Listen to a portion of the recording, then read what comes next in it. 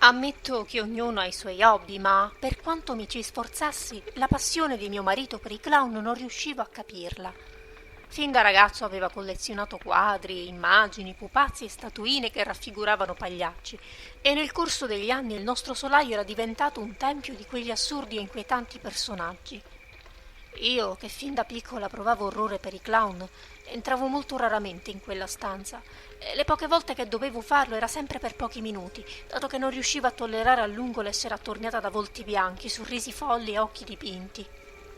Seppur bizzarro, l'hobby di mio marito era del tutto innocuo, almeno fino a quel giorno d'estate in cui non rincasò con un altro dei suoi inquietanti trofei. Non appena gli posai gli occhi addosso fui percorsa da un brivido di vero e proprio raccapriccio, un sentimento che trascendeva la mia istintiva repulsione per tutto ciò che era clownesco. Il pupazzo che mio marito, come poi mi spiegò, aveva trovato a un mercatino dell'usato era alto quasi 1,5 metri, avvolto in un molle abito color senape che l'età aveva scolorito, adorno di vaporosi pompon di lana giallo acceso. La faccia tonda emergeva da una logora gorgiera di tulle ruvido e logoro. Dio, aveva l'espressione più detestabile e spaventosa che avessi mai visto. Gli occhi di bottone scintillavano in due cupi rombi di stoffa blu, mentre ai lati del capo nudo emergevano finti capelli color carota. Ma era il suo sorriso ampio e scarlatto a inquietarmi, così sornione e malefico, come quello di un bambino che ha in mente una cattiveria. Mio marito, come al solito, vedeva nel nuovo acquisto una specie d'opera d'arte da aggiungere alla sua già vastissima collezione, e fu lì che poco più tardi lo ripose. Per una settimana, forse anche di più, l'inquietante pupazzo fu lontano dai miei occhi e quindi dalla mia mente. Ma poi... ecco, era notte, molto tardi. Io ero sola perché mio marito era uscito con gli amici e stavo per andare a dormire quando un rumore mi fece alzare gli occhi al soffitto. Per un attimo mi era parso che qualcuno stesse camminando in solaio, ma scacciai quell'idea assurda. Mi chiesi invece se uno dei quadri non si fosse staccato dalla parete. Come ho detto, il solaio non mi piace, ma dopo tutti quegli anni avevo alzato di qualche tacca la soglia della mia tolleranza a tutti quei sinistri pagliacci lì riposti. Quindi non fu con particolare disagio che raggiunsi il solaio e spalancai la porta. Mi paralizzai. La stanza era illuminata fiocamente dall'algido lucore che la luna piena spargeva dal lucernaio, riflettendosi sulle decine di visi pallidi e truccati contratti in sorrisi insani o sugli occhi di vetro, e fu in quel bagliore spettrale incerto che lo vidi. Al centro della stanza, in piedi, alto come un ragazzino, il clown che mio marito aveva acquistato e che non avrebbe potuto reggersi in piedi, non con quelle molli e sottili gambe di stoffa imbottito ad ovappa, eppure era lì, di fronte a me, la faccia opalescente nel buio, i suoi occhi non più di bottone, ma veri e vivi, gialli e lucenti come quelli di un gatto. Ancora lo spavento iniziale non m'aveva presa del tutto, che il clown scattò, rapido, le scarpette di legno lucide che rumoreggiavano mentre mi si avventava contro, le mani bianche protese, contratte in artigli, la bocca che si schiudeva come un fiore dai petali di coltello. Arretrai e chiusi la porta appena in tempo. Il demonio vi si schiantò sopra con forza. Dall'altra parte udii la sua risatina affilata infantile. Dopo essermi accertata che la porta fosse chiusa a chiave, sconvolta scesi da basso, nel momento preciso in cui mio marito rincasava. Nel vedermi così terrorizzata mi chiese cosa fosse successo e io glielo dissi, senza nascondermi dietro menzogne che in ogni caso non sarei riuscita a confezionare fuori di me com'ero. Lui forse non mi avrebbe presa sul serio se non avesse notato quanto ardente fosse il terrore che mi brillava negli occhi. Mi credette. Per quanto folle e assurdo fosse stato ciò che mi era appena successo nel solaio, lui mi credette. Ora mio marito colleziona modellini d'automobili d'epoca. Il nostro solaio ne è pieno. Non c'è più neanche un solo clown.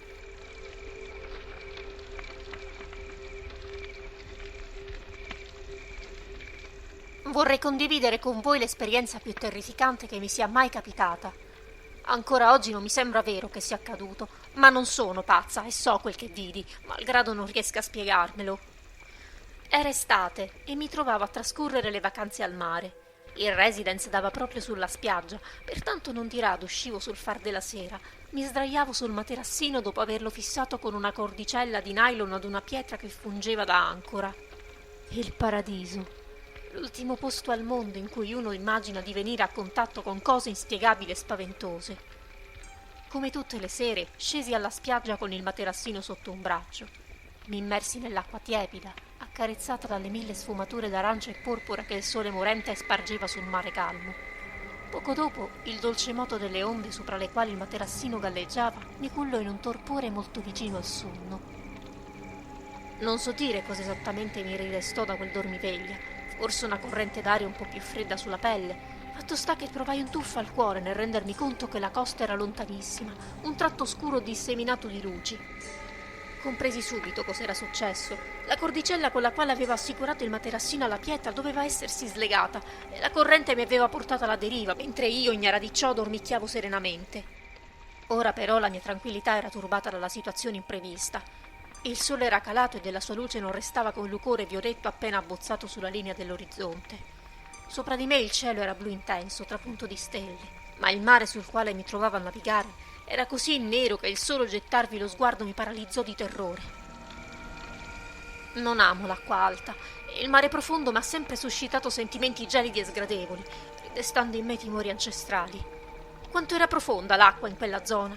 20, 30 metri, di più, e la corrente continuava a spingermi lontano dalla riva. La mia prima idea fu quella di sdraiarmi a pancia in giù e vogare con le mani. Lo feci con movimenti lenti e attenti, perché si era svegliata in me una strana angoscia all'idea di entrare in acqua, anche solo sfiorarla.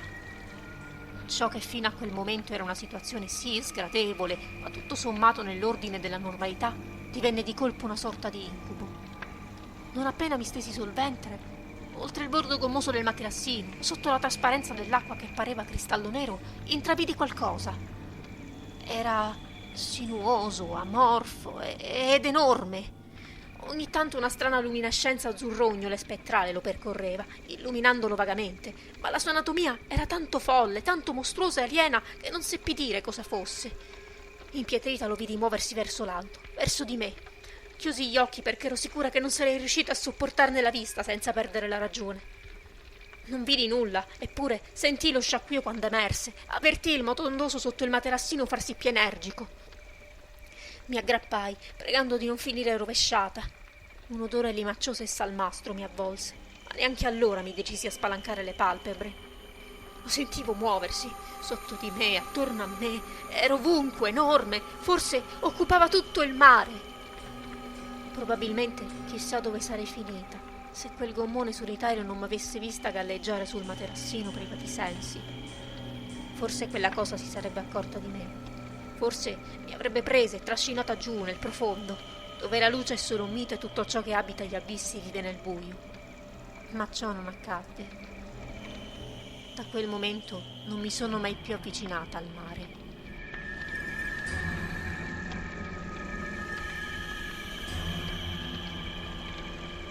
Successe lo scorso mese.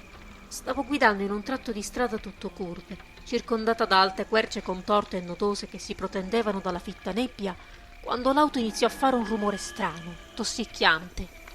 Non ebbi neanche il tempo di stupirmene che già il motore perdeva giri e tutto quel che potei fare fu accostare in un piccolo spiazzo di ghiaia che costeggiava la strada. Dopodiché l'auto si spense. Restai avvolta dal buio lattiginoso di quella gelida notte di febbraio, incredula e anche un po' intimorita. La mia ansia crebbe quando, estraendo dalla borsa il cellulare, realizzai che non c'era campo. Mentre lo scoramento già minacciava di farmi scoppiare in lacrime, le tenebre furono trafitte da due fari giallastri che vennero verso di me. Balzai fuori dall'auto e agitai le braccia per attirare l'attenzione del guidatore, il quale accostò di fronte alla mia macchina. Lo vidi scendere e una strana sensazione mi scivolò nelle ossa nel posare lo sguardo su quell'individuo alto e sottile che per qualche ragione mi portò alla mente quei ragni dalle zampe lunghe e frenetiche. Indossava abiti scuri e vecchi, gli cadevano in modo strano e aveva una faccia angolosa, tirata sulle ossa del viso, affilata. Mi sorrise. Aveva un'espressione sinistra, indecifrabile, ma niente affatto gradevole, sovrastata da occhi sporgenti e sgranati come quelli degli animali impagliati. Mi domandò se avessi problemi con l'auto. Feci fatica a rispondere, perché la sua voce sottile, anche in quell'educata domanda, aveva un che di viscoso che mi ripugnò. Mai in tutta la mia vita avevo così in fretta provato totale avversione per uno sconosciuto. Tornò a parlarmi, domandandomi se volessi un passaggio fino in paese. Sentii la pelle accapponarsi. Nulla di lui era rassicurante. Era troppo alto, troppo magro, e le sue mani innaturalmente lunghe. Non sembrava neppure un uomo, ma qualcosa che tenta di imitare un essere umano senza però riuscire ad occultare del tutto la sua vera natura. Mi fissava, e i suoi occhi parevano farsi più grandi, al pari del suo sorriso privo di labbra che si estendeva sotto un naso quasi inesistente, ma in piena frenesia. Lo vidi compiere un passo verso di me, il corpo teso, come se già si preparasse a ghermirmi e a trascinarmi nella sua vecchia auto grigia, ma in quell'attimo l'oscurità fu di nuovo spazzata via da due fanali. Una jeep si accostò e il guidatore, sporgendosi, chiese se fosse successo un incidente. Colsi la palla al balzo, domandandogli un passaggio per la città, incurante di dirlo di fronte all'altro uomo. Mi volsi. Lo strano tipo non sorrideva più. Mi fissava con occhi cattivi, mentre arretrava e con movimenti ragneschi si infilava nel veicolo. Dietro il volante pareva ancor più un insetto enorme, tutto gomiti e strani angoli. Accese il motore e se ne andò, sparendo nelle pesanti volute della bruma fitta.